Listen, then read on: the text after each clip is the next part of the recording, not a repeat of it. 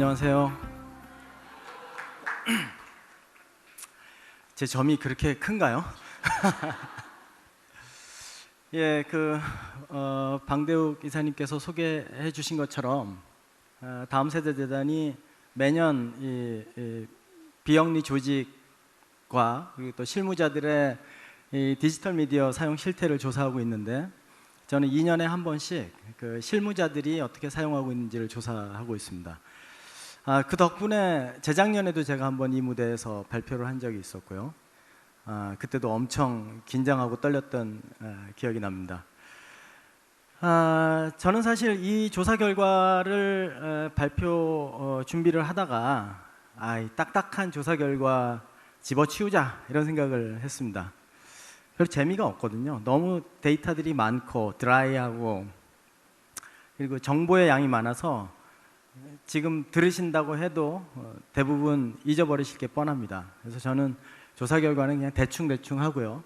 다른 이야기를 좀 해볼까 합니다. 다른 이야기를 하려고 하는데 일단 조사 개요만 잠깐 설명을 해드리면, 지금 말씀드린 것처럼 국내 비영리 조직들이 디지털 미디어를 어떻게 사용하고 있는가, 실무자들이 이해도, 그리고 이 디지털 미디어 사용과 관련해서 어떤 지원이 필요한가, 이런 것들을 주로 물어봤습니다.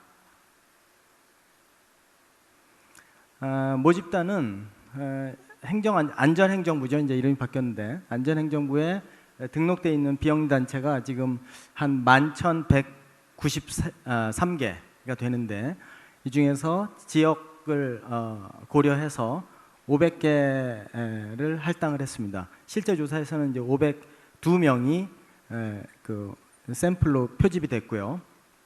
이분들에게 인터넷을 이용한 웹 서베이 방식으로 설문조사를 했습니다. 조사는 한국 리서치에서 대행을 해주셨습니다.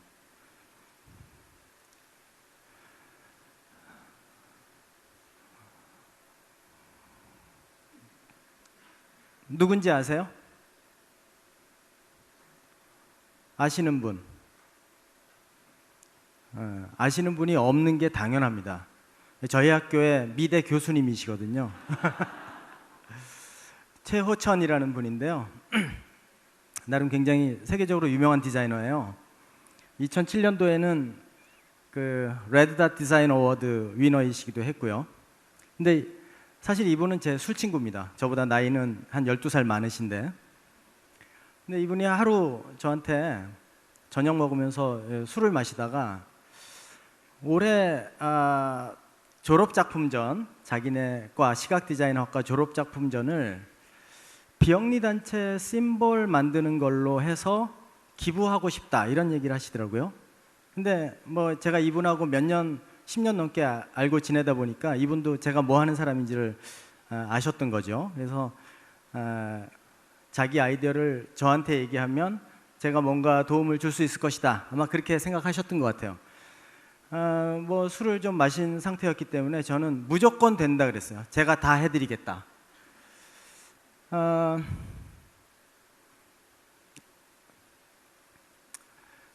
이게 저예요. 아까 그 캐리커처보다 더 비슷하지 않나요? 이건 제가 그린 저입니다. 이분이 저한테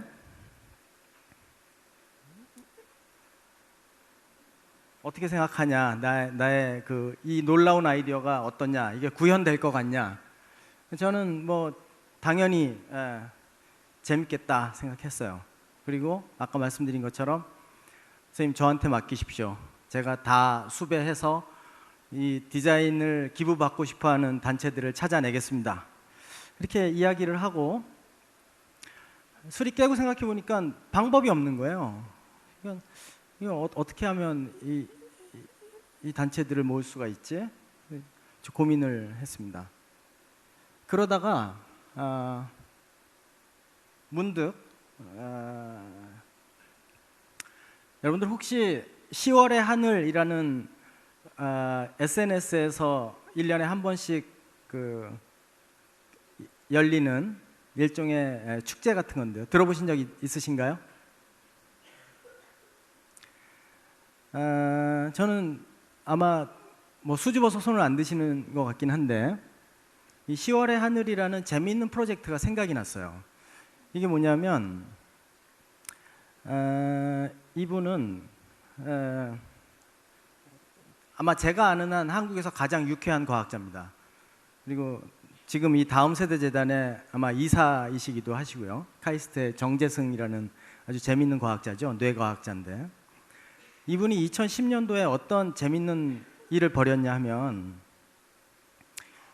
이분이 뭐 그전에도 뭐 TV에도 나오고 라디오에서 방송도 하고 이러면서 꽤 유명해지고 있었을 때였는데 갑자기 괴상한 생각을 하나 했어요.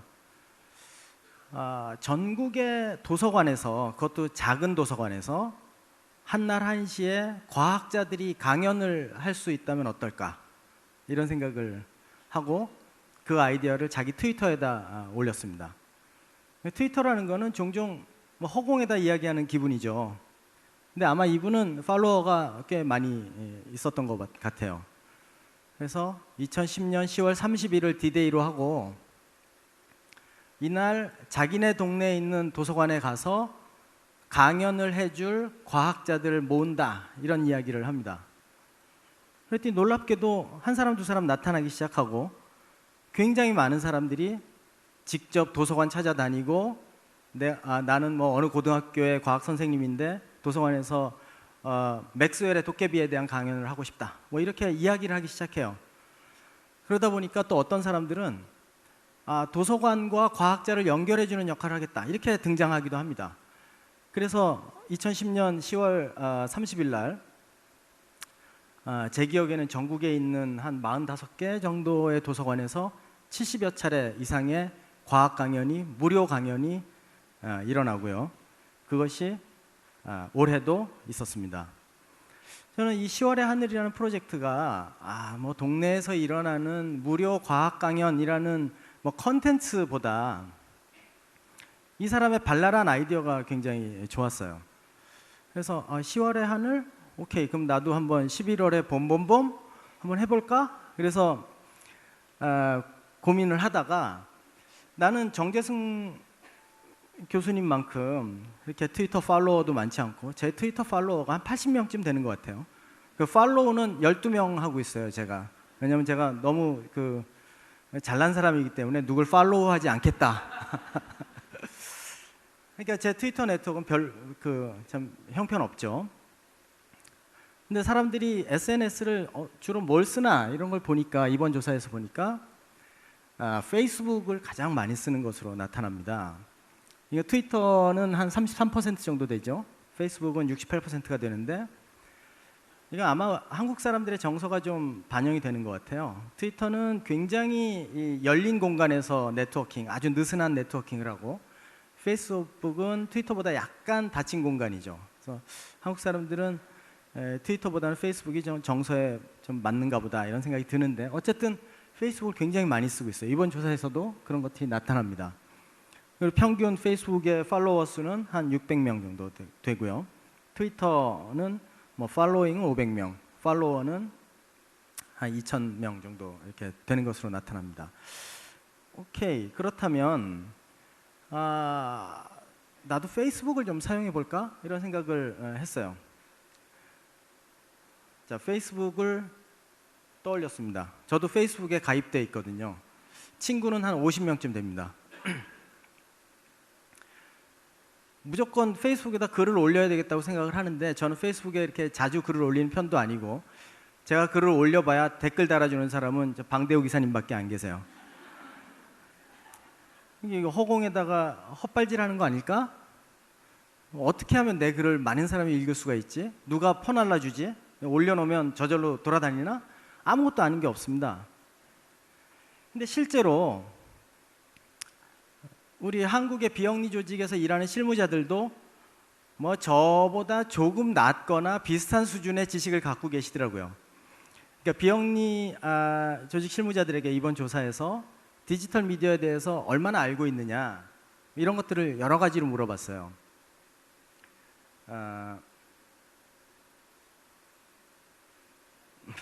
죄송합니다. 이 클리커가 잘 작동을 안 하는데.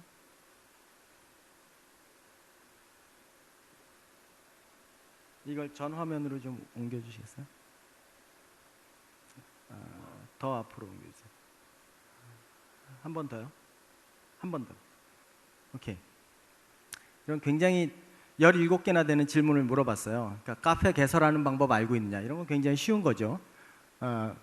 거의 80% 이상이 안다, 이렇게 대답합니다. 근데 쭉 어려운 질문으로 내려가면 뭐 RSS 구독하는 방법 아느냐, 뭐 이런 질문에는 거의 80% 정도가 모른다, 이렇게 대답을 합니다. 그래서 이런 질문들을 이제 다 모아서, 대답한 걸 모아서 100점 만점으로 환산을 하고, 그 100점 만점으로 환산한 점수를 가지고 평균 점수를 냈더니 한 53점쯤 돼요. 그러니까 뭐 저나 별로 다를 게 없는 거죠. 근데 뭐 대충 나눠보니까 남자가 여자보다 약간 더 지식을 많이 갖고 있는 것으로 나타났고요. 그 다음에 지난번 2년 전에는 이런 조사를 안 했었는데, 이번에는 자기의 그 정치적 성향이 대체로 어떻다고 생각하느냐, 이렇게 물어봤습니다. 그래서 나는 대체로 진보적이다, 나는 대체로 보수적이다, 이렇게 응답하도록 했었는데, 대체로 자기가 진보적이라고 생각하는 사람들이 보수적이라고 생각하는 사람보다는 디지털 미디어에 대한 지식이 좀 높은 수준으로 나타났고, 분야별로 보면 정치나 법률, 인권 분야에서 일하시는 분들의 지식이 가장 높은 것으로 나타났습니다. 근데 그래봤자 한 64점 정도, 대학교 학점으로 치면 D 정도의 학점입니다. 어쨌든 저는 페이스북에다 글을 올렸어요. 이게 아마 올해 4월쯤이었는데요. 그래서 이런 소식을 알리고 마냥 기다렸죠. 그런데 재밌는 것은 제 페이스북 친구가 50명밖에 안 되는데 제 포스팅이 46차례나 공유가 됐다는 거예요. 저는 이게 공유 표시라는 것도 요새 알았습니다. 이 숫자가 뭐야? 그런데 제가 방 이사님께 물어봤어요. 야, 이 숫자가 뭐야? 그랬더니 그게 공유된 겁니다, 이렇게 얘기를 해주시더라고요. 그러니까 적어도 46명이 제 포스팅을 실어 날랐다는 거죠. 그리고 저는 제가 하던 대로 그냥 이 작업이 진행되는 과정을 페이스북에다 올려서 사람들에게 알렸습니다. 놀랍게도 한 20군데 이상의 단체가 저한테 직접 이 작업에 참여하고 싶다고 연락이 왔고, 15개 단체가 그 중에서 선택이 돼서 얼마 전에 성공적으로 졸업작품전을 했는데요. 이런 일이 어떻게 일어났을까? 저는 최근에 이 네트워크와 관련된 이론에 좀 관심이 있어서 네트워크 공부를 좀 하고 있었는데, 보통 사람들은 아마 지구상의 모든 사람들이 완벽하게 연결되면 이런 모양을 가질 것이다, 이렇게 생각을 할 겁니다. 그리고 어쩌면 사람들이 이런 그물망처럼 촘촘한 네트워크에서 살고 있다고 생각을 하시겠죠. 근데 실제로는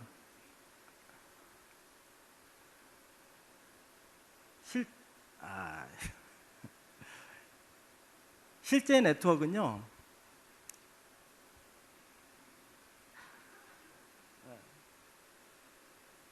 실제 네트워크는 여러분이 보시는 것 같은 오른쪽 그림 같이 생겼어요.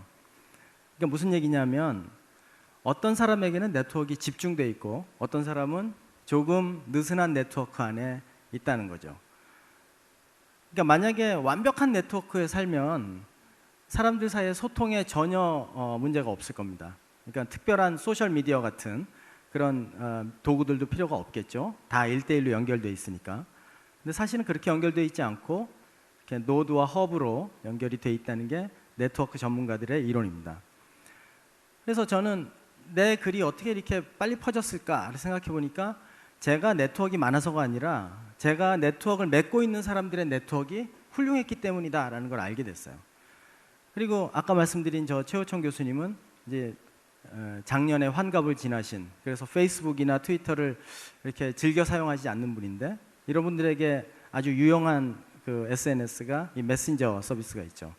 그래서 이분이 갖고 있는 메신저 서비스를 통해서 자기 학생들하고 소통을 하고, 저는 페이스북을 통해서 소식을 알리고, 이런 작업을 서로 했습니다. SNS들을 쭉 보니까, 디지털 미디어를 보니까 크게 한 2가지 종류로 나뉘는 것 같아요. 하나는 주로 사람들 간의 소통을 촉진하는 그런 미디어고요. 또 다른 하나의 그룹은 이 협력적인 작업을 촉진시키는 그런 미디어인 것 같습니다. 뭐 거칠게 나눠보자면 이 소통을 활성화하는 네트워크 미디어로는 뭐 블로그, 또 카페, 그리고 SNS 서비스들 있죠. 뭐 트위터, 페이스북 같은 겁니다. 그리고 협업을 강조하는 그런 미디어에는 뭐 문서 공유 서비스라든지 뭐 클라우드, 또 웹 문서 도구 뭐 이런 것들이 있어요. 그런데 우리 한국의 비영리 조직 실무자들한테 이런 그 미디어들을 얼마나 사용하고 있느냐, 적어도 일주일에 한두 번 이상 들어가느냐 이렇게 물어봤더니 압도적으로 이 커뮤니케이션 도구들에는 활용도가 굉장히 높게 나타납니다. 적어도 60% 이상이죠. 블로그 같은 경우에는 거의 80%에 육박하는, 그러니까 하루에 일주일에 한두 번 이상 들어간다 이렇게 대답을 하고 있습니다. 이 중에서는 하루에 수십 번 들어가는 사람도 있었습니다. 그런데 협업 도구는 이런 커뮤니케이션 도구들보다는 활용도가 좀 떨어지는 것 같아요. 특히 뭐 클라우드형 메모나 웹 문서 도구 이런 거는 일주일에 한두 번 들어가는 사람이 뭐 10% 내외 혹은 20% 정도밖에 되지 않았습니다.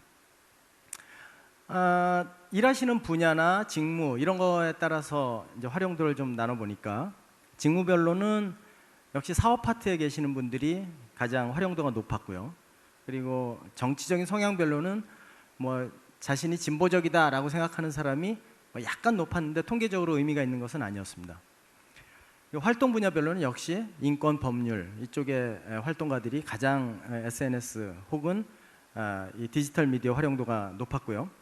그 다음으로는 학술, 연구, 교육, 문화예술 분야의 순이었습니다. 저는 뭐 사회복지를 공부하는 사람입니다만, 그리고 오늘 아마 여기 오신 분들 중에서도 사회복지 하시는 분들이, 사회복지 분야에서 일하시는 분들이 많을 것 같은데, 사회복지 분야에서 일하시는 분들은 뭐 활용도나 지식 측면에서 좀 상대적으로 떨어지는 것으로 이렇게 나타나고 있습니다.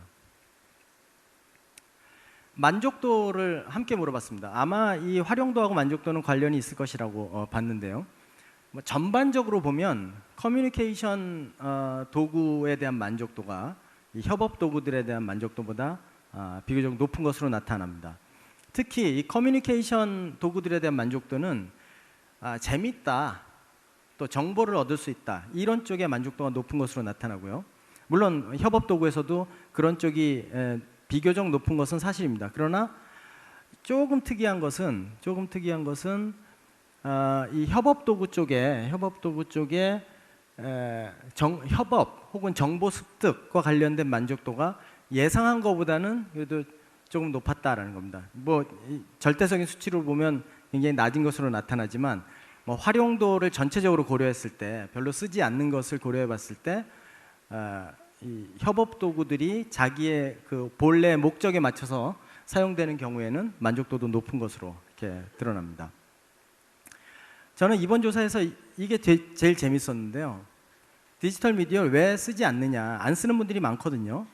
그랬더니 대체로 뭐 시간이 없다, 그러니까 그런 거 할 시간이 없다 이런 것들이고, 근데 재밌는 것은 협업 도구 쪽에 오게 되면 기능을 모른다, 그러니까 네 번째 있는 막대기입니다. 그러니까 예컨대 클라우드 서비스나 웹 문서 도구, 클라우드형 메모 서비스 같은 것들을 보면 사용하지 않는 이유가 할 줄 몰라서 안 하는 겁니다. 그리고 어렵다라는 대답도 있죠. 근데 상대적으로 이 커뮤니케이션 도구 쪽에 오면 잘 몰라서 못한다 이런 거는 그렇게 많은 것 같지는 않습니다.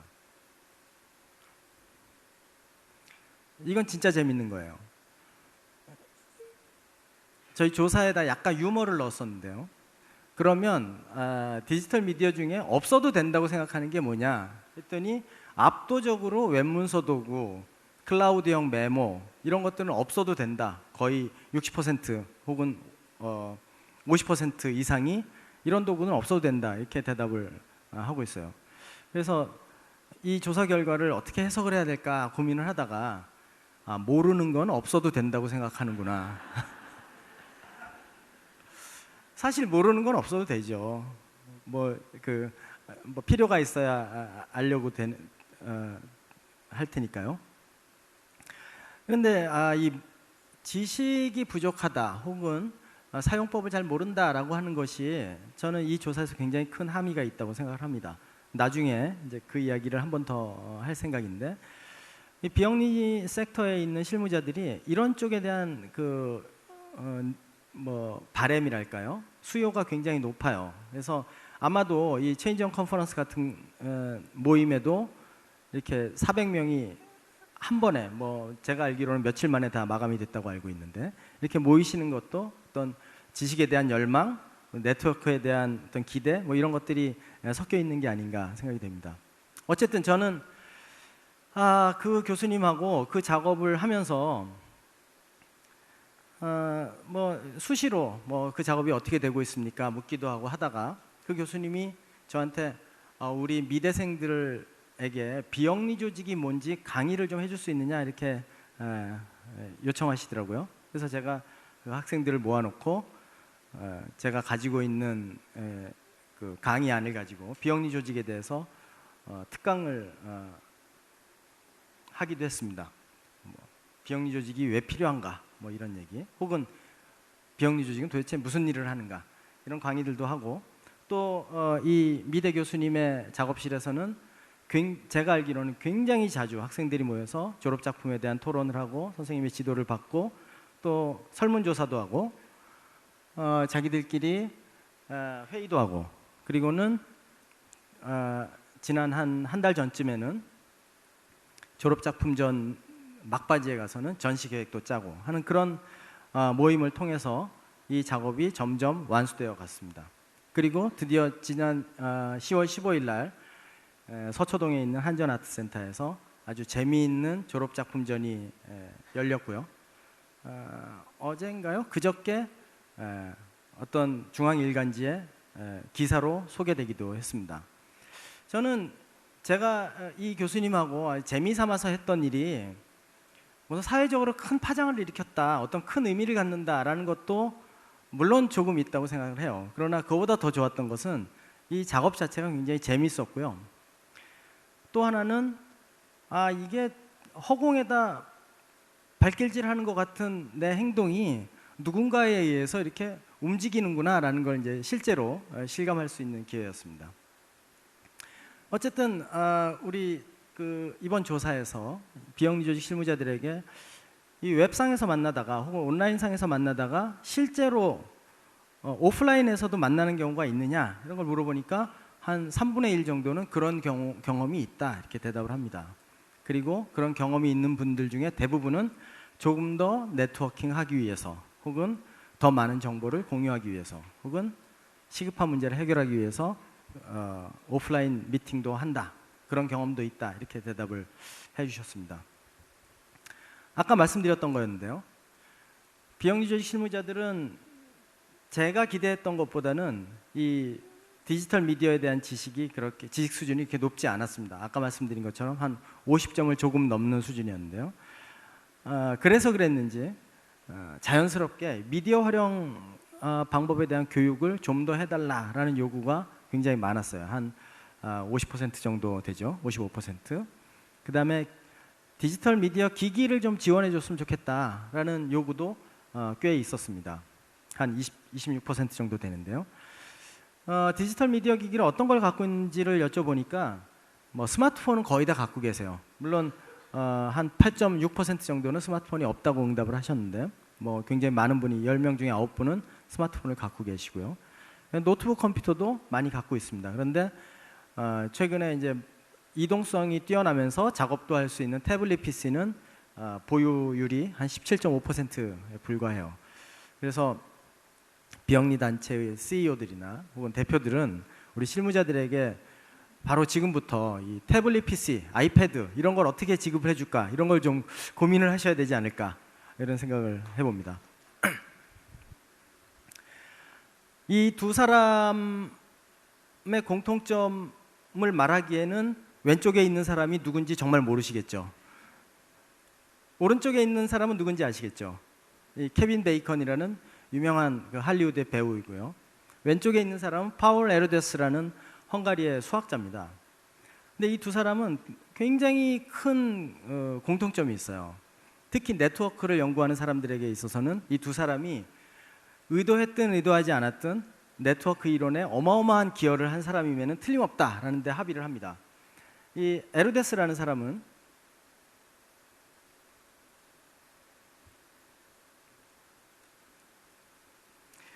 에르데스는 뭐 그래프 이론이라는 수학에서 굉장히 유명한 이론을 정립한 사람으로 유명한데요.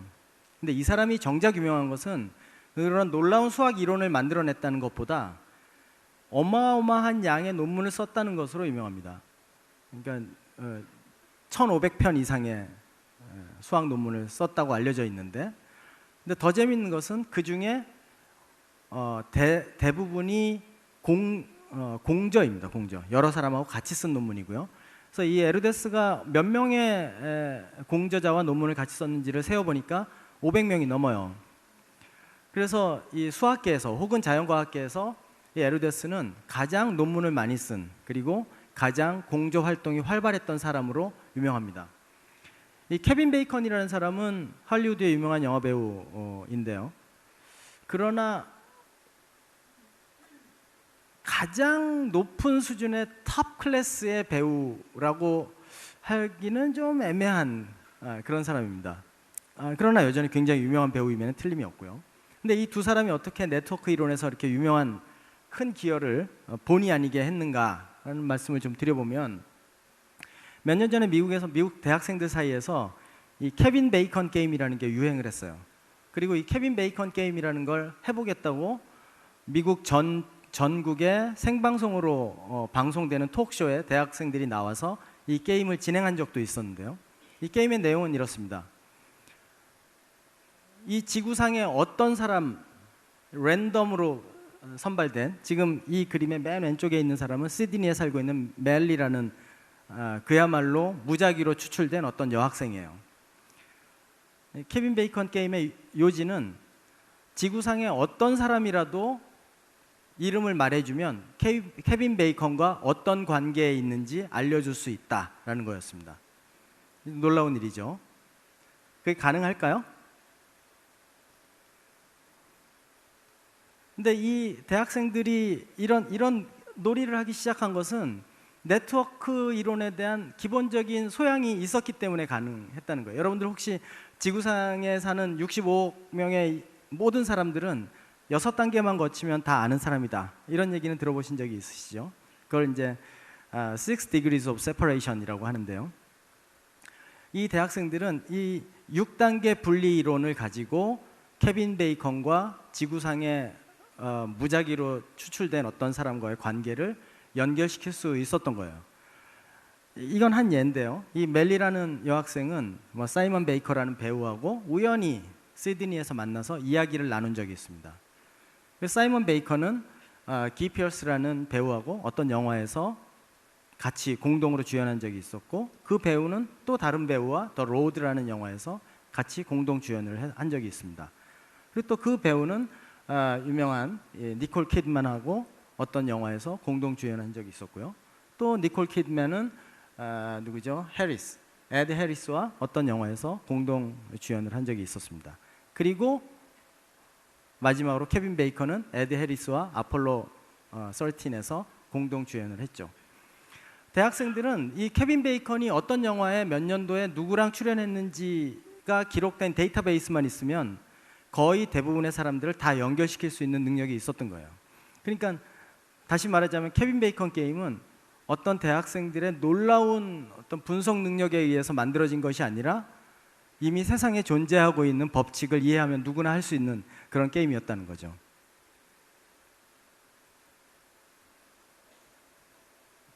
제가 이게 서투른 건지 기계가 이상한 건지 모르겠는데, 자, 이제 에르데스 얘기로 한번 가보겠습니다. 에르데스가 500명이 넘는 공저자하고 논문을 썼다는 것에 착안한 네트워크 이론가들은 케빈 베이컨 게임하고 비슷한 게임을 한번 해보기 시작했어요. 그러니까 에르데스가 직접 같은 논문에서 같이 논문을 쓴 사람들이 누구인지, 그런 사람들을 에르데스 중심으로 그림을 그려봤습니다. 물론 굉장히 많은 사람이지만 이렇게 간단히 줄여서 A부터 H까지 이 정도로만 그려두기로 하죠. 그러면 아마 에르데스와 논문을 직접 쓴 사람의 네트워크는 이렇게 그려질 겁니다. 그런데 재밌는 것은 이 에르데스와 논문을 같이 썼던 사람들도 어떤 논문에서는 다른 사람하고 논문을 같이 쓴 적이 있었겠죠. 그럼 네트워크가 이렇게 그려질 거예요. 그리고 그 사람들 역시 또 어떤 사람들하고 논문을 같이 쓴 적이 있을 겁니다. 그러면 네트워크가 다시 이렇게 그려질 거고요. 이런 네트워크는 끝없이 이어지고 또 사실은 이 네트워크 안에 있는 점들은 다른 방식으로 또 연결이 되어 있을 겁니다.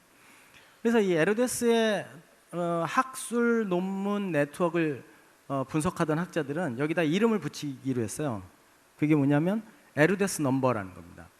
그러니까 에르데스와 직접 논문을 쓴 사람들은 에르데스 넘버 1, 그리고 그 사람들하고 썼던 사람들은 에르데스 넘버 2, 그리고 그 다음 사람하고 쓴 사람은 에르데스 넘버 3, 이렇게 에르데스 넘버를 부여하고 실제로 1979년도에 그래프 이론에 관련해서만 에르데스의 네트워크를 그려본 거예요.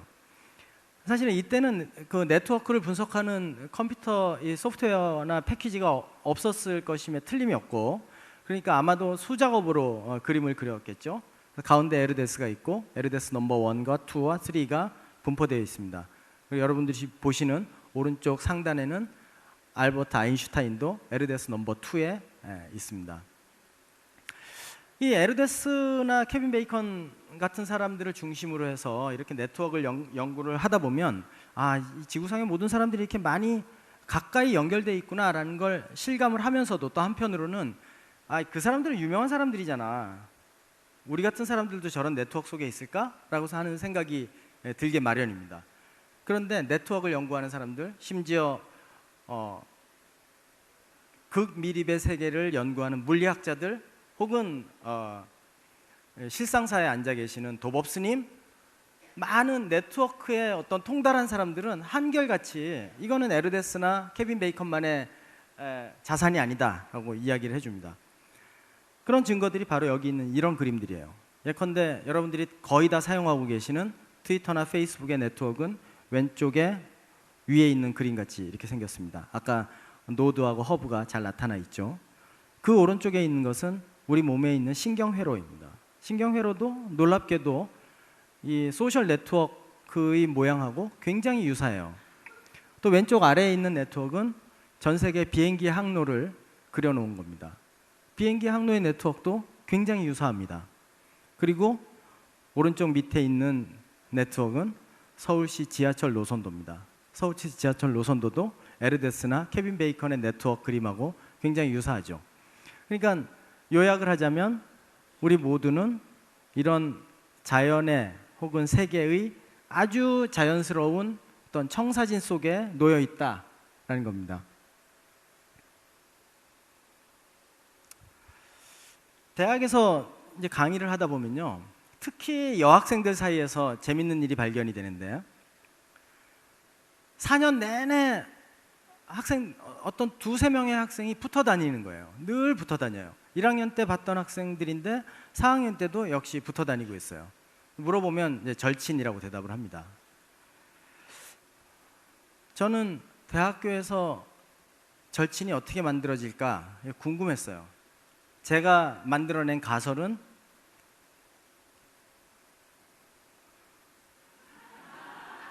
오리엔테이션의 저주라는 겁니다. 이 아이들이 고등학교를 졸업하고 대학에 막 들어왔을 때 채 입학도 하기 전에 오리엔테이션을 가요. 설악산으로도 가고. 그럼 우연히 버스 옆에 내가 모르는 어떤 여학생이 앉습니다. 그럼 어색하니까 그 아이하고 이야기를 하면서 가게 되겠죠. 그 인연이 대학교 4년, 어쩌면 평생. 그래서 저는 그 학생들에게 이렇게 얘기해요. 야, 너 인생의 그런 절친을 그렇게 우연에 맡겨서 만들어도 되겠니? 이렇게 얘기를 해요. 중요한 것은 네트워크를 연구하는 학자들은 절친에게서 얻을 수 있는 게 별로 없다라는 걸 일관성 있게 얘기합니다. 물론 절친들은 굉장히 큰 도움을 주기도 해요. 그러나 그런 도움의 대부분은 정서적인 도움입니다. 여기도 이제 아마 절친들이 오신 분들이 계실 텐데 다행히 오늘 점심은 여기서 주실 테니까 점심 드시러 나가실 일은 없겠지만, 평소에 점심시간에 밥 먹으러 나갈 때 아주 친한 사람들하고 나가기 마련이고, 나가면서 회사를 떠나면서 하는 말은 야, 오늘 좀 맛있는 거 없을까? 뭐 새로운 거 없을까? 이렇게 절친들끼리 이야기를 하면서 나갑니다. 답이 나오나요? 답이 나올 수가 없습니다. 왜냐하면 늘 같은 곳에 같이 밥을 먹으러 다녔기 때문에 새로운 식당, 맛있는 식당 잘 알기가 힘들어요. 근데 재밌는 것은 1973년도에 미국의 어떤 사회학자가 마크 그라노베터라는 사회학자가 아주 중요한 이야기를 하는데, 사실은 끈끈한 관계, 프렌드, 절친 사이에서 오는 도움보다 느슨한 관계에서 오는 도움이 훨씬 더 중요할 때도 있다라는 논문입니다. 그 논문의 제목은 The Strength of Weak Ties라는 거였는데요. 그러니까 느슨한 결속의 힘이라는 논문이에요. 이 논문은 1973년도에 미국 사회학회지에 실린 이래 지금까지 사회과학계에서 가장 많이 인용된 논문입니다. 그러니까 네트워크는 아까 제가 보여드린 것처럼 그렇게 허브와 노드로 만들어졌다 이런 말씀을 드렸는데, 거기에 더하기 네트워크가 가진 또 하나의 속성은 노드 사이의 강도예요. 그래서 어떤 노드 사이에는 굉장히 강한 연결이 이루어져 있습니다. 그런가 하면 어떤 노드 사이에는 느슨한 연결로 이루어져 있다는 것이죠. 그런데 우리는 종종 강한 연결만을 중요하게 생각하는 경향이 있어요. 근데 실제로는 약한 연결 사이에서 오는 도움이 결정적일 때도 많다. 이 그라노베트의 실험은 이런 거였어요. 막 직장을 옮긴 사람들을 대상으로, 직장을 옮긴 사람들이라는 것은 이전 직장보다 좋은 직장으로 옮긴 사람들이겠죠. 그러니까 막 직장을 옮긴 사람들에게 너가 직장을 옮기는데 가장 결정적인 도움을 준 사람이 누구냐 이런 걸 묻고, 그 사람이 너의 프렌드냐 혹은 그저 아는 수준의 어퀘인턴스냐, 그저 아는 사람이냐 프렌드냐 이런 걸 물어봤어요. 압도적인 다수가 대충 아는 사람들이었다라고 응답을 합니다. 물론 아까 말씀드린 것처럼 절친들 사이에서도 도움이 오가죠. 주로 정서적인 도움이에요. 우울할 때 기댈 수 있고, 슬플 때 위로받을 수 있고, 기쁠 때 같이 기뻐해 줄 수 있고. 그저 아는 사람들은 그런 관계는 잘 아니죠. 그러나 세상은 그런 감정적인, 정서적인 도움만 그리고 교환만 있는 것이 아니라는 거예요. 굉장히 실질적인 도움이 필요할 때도 있고, 정보가 필요할 때도 있고, 물질적인 어떤 지원이 필요할 때도 있습니다. 이런 경우에는 절친, 오리엔테이션에서 우연히 만난 절친보다는 아는 휴학생 오빠가 훨씬 더 큰 도움이 될 수도 있다는 거죠. 2001년도인가요?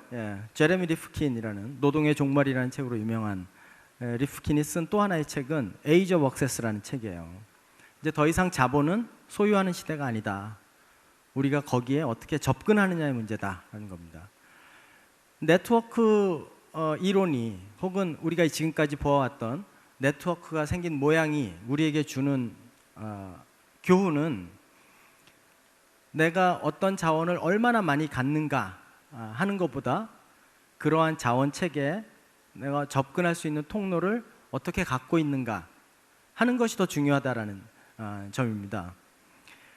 만약에 억세스 구조, 그러니까 접근할 수 있는 구조를 갖지 못한 사람이라면 아무리 자기가 가진 게 많아도 그것을 뭐 나누거나 혹은 다른 사람하고 다른 사람의 도움을 받아서 더 풍성하게 쓰거나 할 때는 제한이 생기겠죠. 조금 딱딱한 그림을 2장 보여드릴 생각인데 시간도 거의 다 됐습니다만, 제 요지는 이런 겁니다. 피어스라는 학자가 말한 걸 제가 그림으로 다시 그린 건데요. 우리가 사는 세상을 크게 세 부분으로 나눠보면 뭐 국가, 시장, 시민사회 이렇게 나눌 수 있겠죠. 그리고 관념적으로 우리는 이 세 개의 섹터가 비슷한 정도의 지분을 가지고 균형을 맞추고 있다고 생각하기 쉽습니다. 그러나 실제로는 이 세 개의 섹터는 균형을 갖고 있지 못해요. 최근에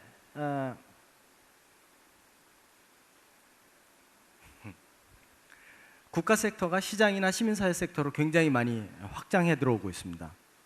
또 시장은 시장대로 국가 부문으로 많이 침투해 들어가고 있고, 역시 시민사회 영역으로도 많이 들어왔죠. 그러니까 상대적으로 우리가 살고 있는 생활 공간이 굉장히 위축되어 있다는 거예요. 그런데 놀라운 것은 여기 모이신 400명의 비영리 단체 실무자들 그리고 저를 포함해서 이 비영리 조직이나 시민사회에 관심을 갖고 있는 사람들의 활동 영역은 국가와 시장에 의해서 점점 쪼그라들고 있는 저 시민사회 영역이라는 것이죠. 그런데 이것이 반드시 비관적인 것만은 아닙니다. 왜냐하면 이런 상황이 시민사회 비영리 섹터에서 일하는 사람들에게 굉장히 중요한 어떤 경고를 주기도 하고 어떤 자극이 되기도 하죠. 아까 이 컨퍼런스를 환영하는 메시지들을 쭉 봤는데 아마도 그 메시지의 핵심은 변화가 아닌가 싶습니다. 그러니까 비영리 섹터에서 일하는 많은 사람들 그리고 거기에 관심을 갖고 있는 연구자들이나 행정가들의 관심은 결국 변화에 집중이 되게 마련인데요. 이 시민사회에 있는 그 전문가들이 변화를 이뤄내기 위해서 갖고 있는 키워드들이 아마 이런 것들일 것 같아요. 신뢰, 소통, 또 상호성, 이타주의, 커뮤니티 혹은 협동 뭐 이런 키워드들로 시민사회를 규정하려고 하는 것 같습니다. 근데 저는 이런 이야기들을 쭉 모아서 생각을 하다가 저 나름대로 하나의 개념을 밀기로 작정을 했는데 인터디펜던시라는 거예요. 그러니까 아까 앞 슬라이드에서 보셨던 그 많은 개념들을 결국 모아보면 서로 좀 어깨를 기대고 있는 혹은 기대야 하는 그런 상황으로 가자는 것이 아닌가. 그리고 이 체인지 온 컨퍼런스의 이름이 보여주듯이 결국 지속적으로 어떤 변화를 일으키려면 그 변화의 동력이 있어야 되는데 그것은 바로 이 시민사회의